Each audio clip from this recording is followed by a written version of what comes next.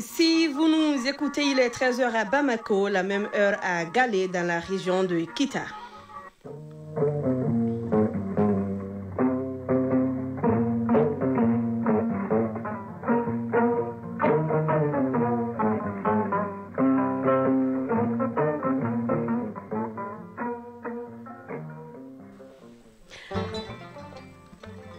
Mesdames et messieurs, en vous espérant en santé, bonjour et merci de nous choisir pour vous informer au micro Broma Traoré. Et Fatou Djabi, voici les titres.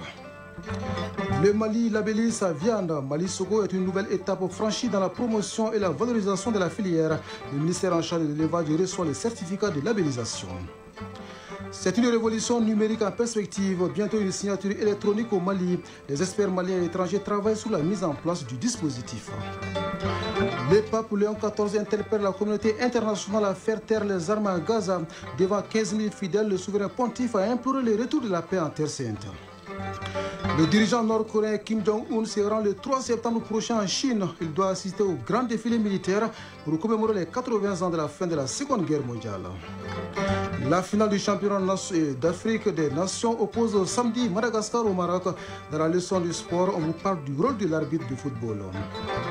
Dans les relations économiques et contractuelles, elle est essentielle, sans laquelle l'objectif visé devient difficile à atteindre. La garantie est dans le visé de la chronique judiciaire à retrouver en fin d'édition. C'est tout pour les titres. C'est une nouvelle qui réjouit les acteurs du monde rural, particulièrement ceux évoluant dans la filière bétail viande. Le département en charge de l'élevage reçoit le certificat de labellisation de la viande du Mali, Mali Sogo, et délivre sur l'amélioration de la productivité de la filière Fatou Djabi. Oui, Broma Traoré, de quoi donner plus de poids à un sous-secteur qui reste un pilier essentiel de l'économie nationale. Et retour sur la cérémonie de remise de ces documents avec Youssouf Diakité. Deux activités en une au ministère de l'élevage et de la pêche. La première concerne la remise officielle du certificat relatif à la labellisation de la viande du Mali, Mali Sogo. Mamoudou Abdoulaye Diallo, président de l'interprofession bétail viande. Le Mali a franchi ainsi un pas très important dans le développement de la filière bétail viande à travers cette labellisation. Le label viande rouge Mali Sogo est un important levier générateur de plus-value pour la production de viande au Mali. Elle permet de renforcer la compétitivité de la viande rouge et dérivée sur le marché sous-régional et international, mettant l'accent sur la qualité et la traçabilité. Youbaba, ministre de l'élevage et de la pêche. Le Mali, l'importance économique et sociale et culturelle de la filière bétail-viande n'est plus à démontrer. Plus de 30% de la population rurale tire exclusivement leurs revenus de l'élevage, qui constitue le troisième secteur d'exportation du Mali, après l'or et le coton, et contribue pour près de 19% au produit intérieur brut du Mali. La deuxième activité a concerné la remise de 2 livres traitant des questions relatives à l'amélioration de l'élevage au Mali, en Afrique et ailleurs, intitulé « Guide technique et économique d'un élevage de poulets de chair, manuel d'alimentation animale, exercice corrigé ». Amadou Ousmane Traoré, co-auteur des livres. C'est un guide qui est vendu dans le monde entier au nom du Mali, permettant de maîtriser l'ensemble des paramètres de production d'une exploitation avicole, les normes du bâtiment avicole, le choix des sujets à élever, l'alimentation qualitative et quantitative, le programme sanitaire, la conduite d'élevage et l'aspect commercialisation. L'objectif final recherché, c'est de répondre aux aspirations des acteurs de la filière bétail-viande en particulier et ceux de l'élevage en général.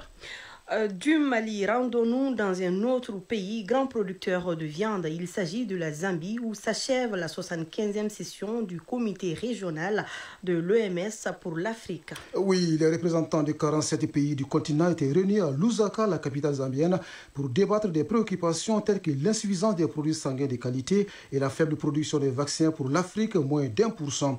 Les récits de nos envoyés spéciaux à Lusaka, Kouma Sissé et Mbarakou Maïga.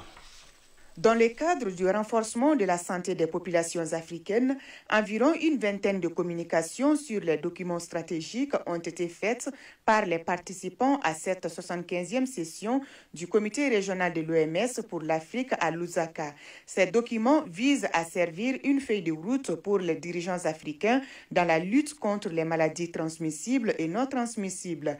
Cheikh Amadou Tidjane Traoré, directeur général de la santé et de l'hygiène publique. Il y a des aspects relatifs à la santé bucco-dentaire, des aspects relatifs à la promotion de la santé, des aspects relatifs à la réadaptation du système de santé.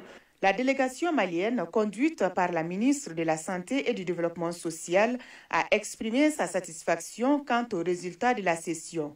Colonel Assaba Diallo Touré. Tout ce qui a été dit ici, on se retrouve dedans, dans nos programmes nationaux. On rentre vraiment ravis et satisfaits de tout ce qui a pu se passer ici. Et dire que la santé de l'Afrique, ça va être fait par les Africains et pour les Africains. Et il y a une nécessité qu'on se mette ensemble pour faire certaines cartographies et dire qui fait quoi où, pour mutualiser nos efforts, pour qu'on ait des systèmes de santé résilients, performants. Avant la clôture des travaux, le colonel Assaba Diallo Touré a rencontré son homologue zambien pour une prise de contact et un échange sur le renforcement des liens de collaboration entre les deux pays. Le comité régional de l'OMS pour l'Afrique doit soumettre le rapport de cette session au niveau international pour sa validation. Lusaka, Kumba Sissé, Barakumaïga pour l'ORTM. De la Zambie, cap sur le Togo, où il est difficile d'accéder aux plateformes comme Facebook ou TikTok. Depuis les appels à manifester lancés il y a 2 mois sur les réseaux sociaux contre le président du Conseil des ministres Faure Gnassingbé, l'accès à l'Internet reste très limité, à moins de passer par un VPN. Une situation qui provoque le désarroi des petits commerçants qui ont recours au quotidien pour écouler leur production. Pas de restriction de l'Internet en Tanzanie, mais le pays est en campagne électorale pour les élections générales de fin octobre. Ouverte ce jeudi, elle s'annonce comme la plus numérique de l'histoire du pays. Cette semaine, le parti au pouvoir, le CCM, a dévoilé un chabot d'intelligence artificielle sur WhatsApp. Baptisé Kijani Ilani, le manifeste vert en Swahili, il répond directement aux questions des électeurs sur le programme du parti, tandis que l'opposition continue de mobiliser sur les réseaux sociaux. Mais ce virage numérique n'est pas sans conséquences. Le numérique, c'est comme un couteau. Il peut servir, mais aussi blesser, prévient un expert. Élection, il en est question dans le plan de sortie des crises de la Libye de l'envoyé spécial du secrétaire général de l'ONU.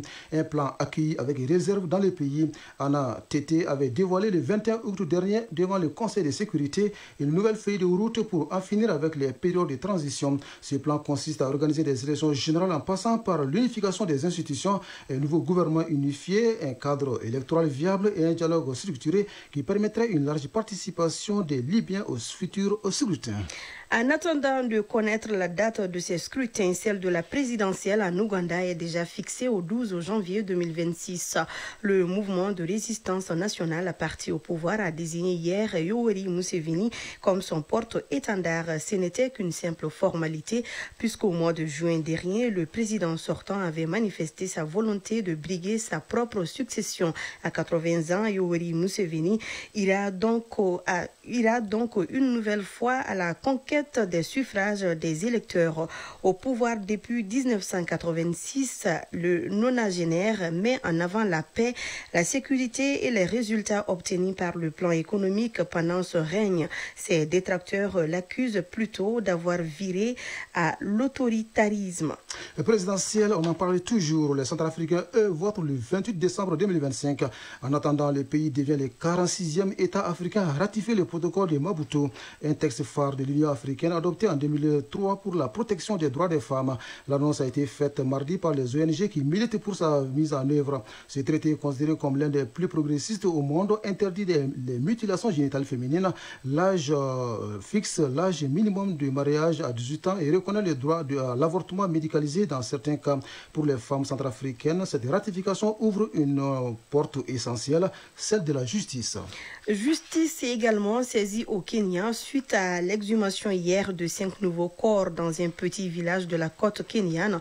Selon l'Organisation des droits de l'homme, cela porte à 24 le nombre de dépouilles trouvées en 5 jours de recherche. Des fosses communes ont été découvertes il y a 10 jours par la police qui soupçonne une nouvelle secte. Dans une déclaration, la police antiterroriste révèle que les 11 suspects arrêtés sont des adeptes du pasteur Paul Mackenzie et ont séjourné à Sakaola. C'est dans cette forêt que plus de 450 corps ont été retrouvés en 2023. Des adeptes de l'Église internationale de la Bonne Nouvelle de Paul Mackenzie qui prêchait un jeûne absolu pour rejoindre Jésus. Le pasteur et près de 90 complices sont actuellement jugés, notamment pour terrorisme. Oui, la lutte contre le terrorisme était au centre d'un entretien hier à l'Élysée entre le président sénégalais Bassirou Diomaye Faye et son homologue français Emmanuel Macron. Les deux chefs d'État ont abordé la sécurité régionale, l'économie ainsi que les questions mémorielles, en particulier le massacre de Tcharogne en 1944. Dakar et Paris conviennent de la nécessité de renouveler et de renforcer leurs relations. Au même moment, Broma Traoré, le pape Léon XIV interpelle la communauté internationale et demande en particulier à Israël de respecter le droit humanitaire international. C'était hier à l'issue de l'audience générale hebdomadaire. Devant 15 000 fidèles, le souverain pontife a imploré le retour de la paix en Terre Sainte, que les belligérants fassent taire les armes. Une guerre, a-t-il déploré, qui a causé tant de terreur, de destruction et de morts. Oui, depuis le 7 octobre, l'offensive israélienne a fait près de 63 000 morts dans la bande de Gaza, en majorité des civils selon les chiffres du ministère de la Santé du Hamas. Une situation qui est bien suivie aussi en Suisse où l'islamologue Tariq Ramadan va faire appel de sa première condamnation pour viol devant la Cour européenne des droits de l'homme selon ses avocats. La défense prend acte de la décision du tribunal fédéral et la conteste. Le dernier mot appartiendra désormais à la Cour européenne des droits de l'homme, ont-ils indiqué dans un communiqué. De la justice à la diplomatie pour parler de la visite du dirigeant nord-coréen en Chine. Kim Jong-un assistera le 3 septembre prochain à Pékin à un grand défilé militaire pour commémorer les 80 ans de la fin de la Seconde Guerre mondiale. C'est ce qu'a annoncé ce jeudi un haut responsable du ministère chinois des Affaires étrangères lors d'une conférence de presse. Ce sera la première visite de Kim Jong-un en Chine depuis janvier 2019. Le président russe Vladimir Poutine est également annoncé. Retour à Bamako à 13h passées de 12 minutes pour parler de cette révolution numérique. Bientôt une signature électronique au Mali. Les experts maliens et étrangers se concertent depuis hier pour la mise en place de la certification de cette signature électronique. Oui, la signature électronique comporte d'énormes avantages pour la gouvernance publique et la sécurisation des documents. La rencontre de Bamako doit baliser le terrain pour son adoption début 2026. D'autres détails dans ce compte rendu signé Batraouri. C'est une grande avancée dans le cadre de la modernisation de l'administration. La signature électronique des documents va bientôt prendre la place de la signature manuelle, ce qui va assurer une meilleure sécurisation des données. Le dispositif de changement est en cours et, comme dit l'adage, qui veut aller plus loin ménage sa monture. Fanta Kumba Karambi, directrice du service de certification et de signature électronique. Il s'agit des ateliers de concertation sur la mise en place de la certification et de la signature électronique, c'est-à-dire examiner le cadre juridique et réglementaire, le modèle économique, le modèle de gouvernance, l'infrastructure à clé publique elle-même qui permet de générer des certificats et ensuite la feuille de route pour l'opérationnalisation de la certification et la signature électronique au Mali. La certification et la mise en place de la signature électronique présentent plusieurs avantages qui permettront à l'administration de gagner en efficacité. La nouvelle tendance, c'est l'abandon du papier physique. Abdul Kaderki, directeur national de l'économie numérique. Et zéro papier dans l'administration, ça demande une transformation structurelle déjà de notre administration. Et cette transformation va avoir beaucoup d'impact. D'abord, réaliser des économies d'échelle sur tout ce qui est coût d'imprimerie, lié à l'impression des documents aussi, les cartouches d'encre, les imprimés, les pré-imprimés, c'est-à-dire les différents formulaires pour les procédures, mais également va améliorer l'efficacité de notre administration en termes de performance. En clair, il s'agit d'une pratique qui favorise la gouvernance publique et protège le citoyen selon le spécialiste. Abdul Kaderki, directeur national de l'économie numérique. Nous allons finalement mettre en place un système dans l'administration qui va permettre que les documents ne pourront pas être violables.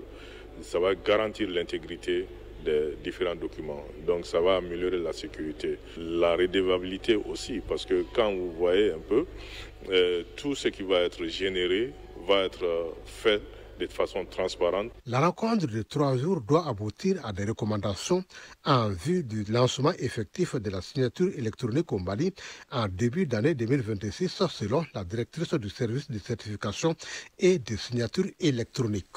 Oui, Batraouri, cette signature électronique participe de la modernisation et de la digitalisation des services publics, parmi lesquels les aéroports du Mali. La structure tient la 12e session ordinaire de son conseil d'administration. Les administrateurs se penchent sur la réalisation du budget à mi-parcours, l'évolution du trafic aérien. Il est aussi question du réaménagement de certaines rubriques du budget d'investissement sans incidence financière. Le compte rendu de Mohamed Kayantao. Inauguré en juin dernier, les nouveaux sièges de la société Aéroport du Mali, ADM, abrite pour la première fois le conseil d'administration de la structure dont la mission principale est d'assurer la gestion commerciale des aéroports et la coordination des activités sur les plateformes aéroportuaires. Colonel Yaya Traoré, directeur général de l'ANAC, membre du conseil d'administration. C'est pour faire l'état d'évolution des activités déjà menées et ensuite pouvoir donner aussi des orientations nouvelles pour la suite de l'année. Pour cette 72e session à mi-parcours, le président directeur général, non moins président du conseil d'administration des aéroports du Mali, étale les grandes réalisations des 6 derniers mois. Colonel Lassina Toula. Au 30 juin 2025, l'exécution du budget se présente comme suit. Les produits d'exploitation, nous sommes aujourd'hui à 49%. Les charges d'exploitation, nous sommes à 49% également. Et les résultats d'exploitation, nous sommes à 53% du résultat global qui est estimé au 31 décembre 2024. Et pour ce qui concerne les investissements, nous sommes aujourd'hui à 43% qui sont réalisés pour cette année 2025. Ces différents taux de réalisation du budget au 30 juin et aussi l'évolution du trafic devront permettre d'atteindre les objectifs assignés par le Conseil d'administration au 31 décembre 2025. Les administrateurs ont mis également cette session à profit pour débattre du réaménagement de certaines rubriques du budget d'investissement qui n'aura aucune incidence financière. Colonel Lassina Togola. Nous avons estimé d'abandonner un certain nombre de réhabilitations des passerelles parce que nous avons récemment changé 2 passerelles de mode électrique en mode hydraulique qui sont maintenant opérationnelles, ce qui a augmenté le taux de disponibilité des passerelles. Donc il y avait une rubrique qui était prévue pour réévaluer des autres passerelles. Nous avons décidé de mettre fin à ça et de réinvestir ce budget dans un autre domaine, à savoir la rubrique des téléafficheurs, pour essayer d'améliorer davantage les informations qui sont affichées sur les rubriques, et aussi les équipements d'effectifs du système d'enregistrement et embarquement du terminal D, parce que nous avons constaté depuis le début de l'élevage un certain nombre de désagréments à ce niveau. La rigueur de la quinzaine d'administrateurs est sollicitée pour permettre à ADM d'atteindre les principaux objectifs avant le 31 décembre prochain.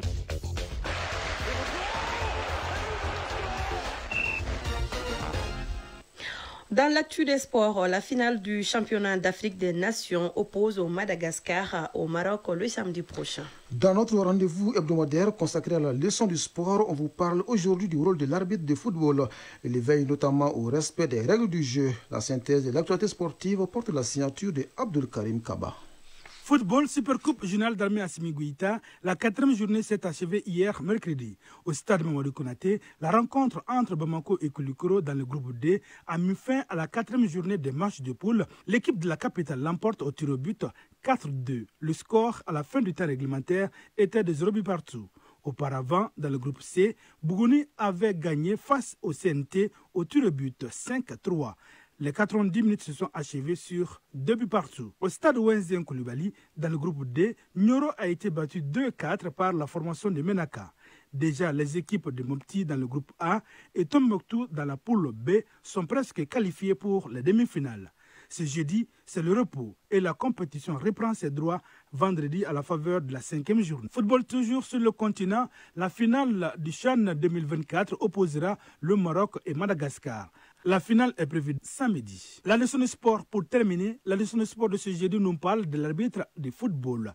Les arbitres sont des acteurs essentiels dans le football, veillant à ce que les matchs se déroulent dans le respect des règles et de manière équitable. Nous vous proposons une vue d'ensemble détaillée sur le rôle des arbitres. Isaac Tchenou nous en parle dans la leçon de sport du jour. Le football est l'un des sports les plus passionnants et les plus suivis au monde. Au cœur de chaque match se trouve une figure centrale, l'arbitre. Chargé de veiller au bon déroulement du jeu, il est l'autorité ultime sur le terrain. Son rôle va au-delà de l'application des règles. Ibrahim Aboubakar Haïdara, instructeur national des arbitres, nous en parle. Pour mener à bien sa mission, l'arbitre se doit d'avoir un comportement professionnel, travail théorique, travail physique, mais la qualité de la prestation dépend aussi et surtout de la valeur humaine de l'arbitre. C'est à ce niveau que se font les différences. L'ouverture à la fonction d'arbitre demande un certain nombre de critères. Toute personne qui jouit d'une bonne capacité intellectuelle physique peut commencer l'arbitrage comme élève arbitre. Pour embrasser la carrière d'arbitre, il faut forcément avoir un parchemin. Ibrahim Aboubakar Haïdara. Les élèves arbitres suivent des cours sur les lois du jeu et font un premier examen. Ceux qui valident cet examen deviennent des arbitres de district.